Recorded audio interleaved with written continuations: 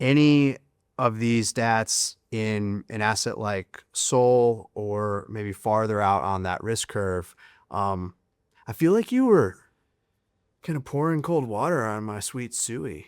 Um, but we'll go there in a second. Yeah, what Yeah. else is on your radar?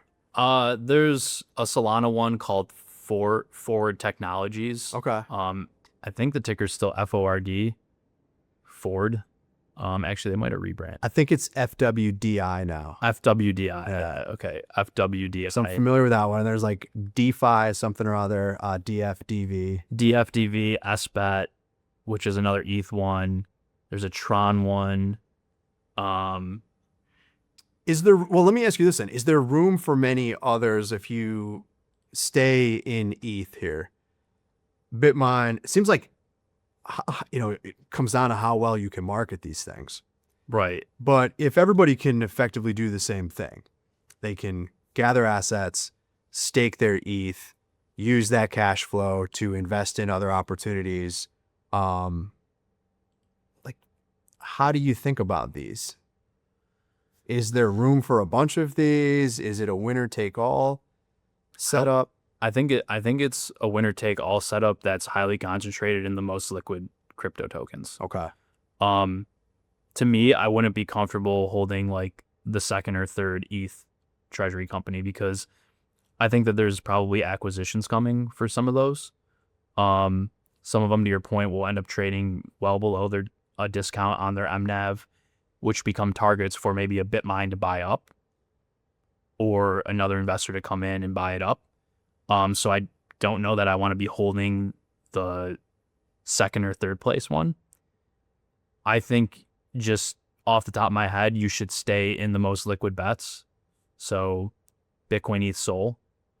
Now there's probably some opportunities with some up and coming tokens.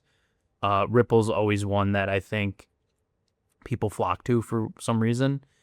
I've done one with Canton. The company's called Theramune. You did an interview with Did an company. interview Okay. with the CEO of Theramune. They are a crypto treasury company that holds a token called Canton. Okay. Canton is basically the blockchain for Wall Street. It's described as the blockchain for real world assets. So it has like issuers like Broadridge Financial issuing repos and other big firms. Market access is on it. DRW trading firm is sort of backing it, and they are the crypto treasury company for Canton. They're running validators. They're participating in governance. They're providing this vehicle to investors. So I think that's one to watch because I think Canton does have if you dig into it, Canton does have a pretty strong thesis and pretty strong ecosystem.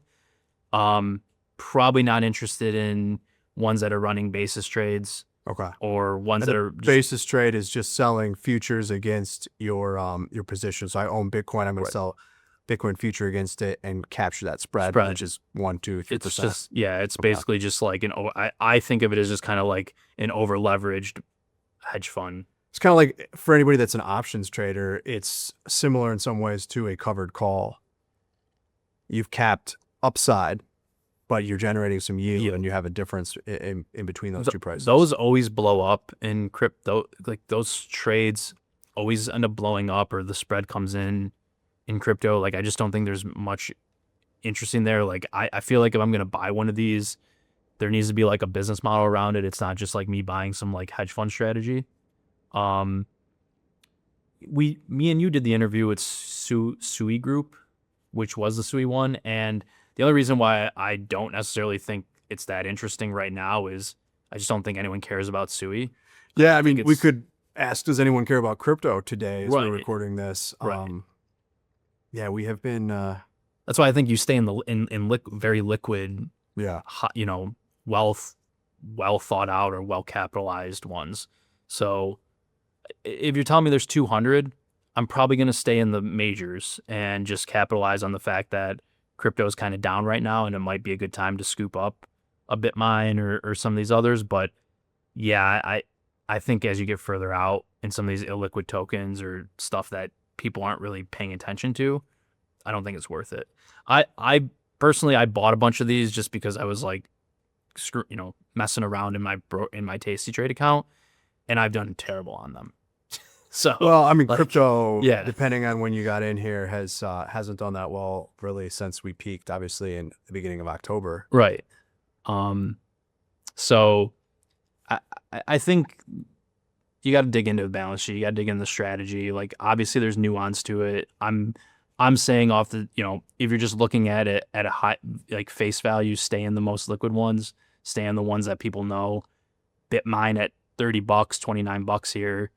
When knowing what we know about their bets, and do you think Beast Industries is a growth and highly valuable creator company that can give a boost to their crypto holdings? Do you think they're going to be able to execute on their staking infrastructure? And do you think ETH is going to 5, 10, 20K? Yeah, like, If yes, get in. if yes, get in. So, like, there's upside there. If you're betting, like, to me, if you want to get SUI, just buy SUI and bet on the token. Like, why don't buy the crypto treasury company? There's not that much liquidity or activity there. Unless you're an institution, they're like, what is this that you guys want to buy? Right. Yeah. Okay. I want to kind of just summarize the upside case for Bitmine and the downside case for Bitmine.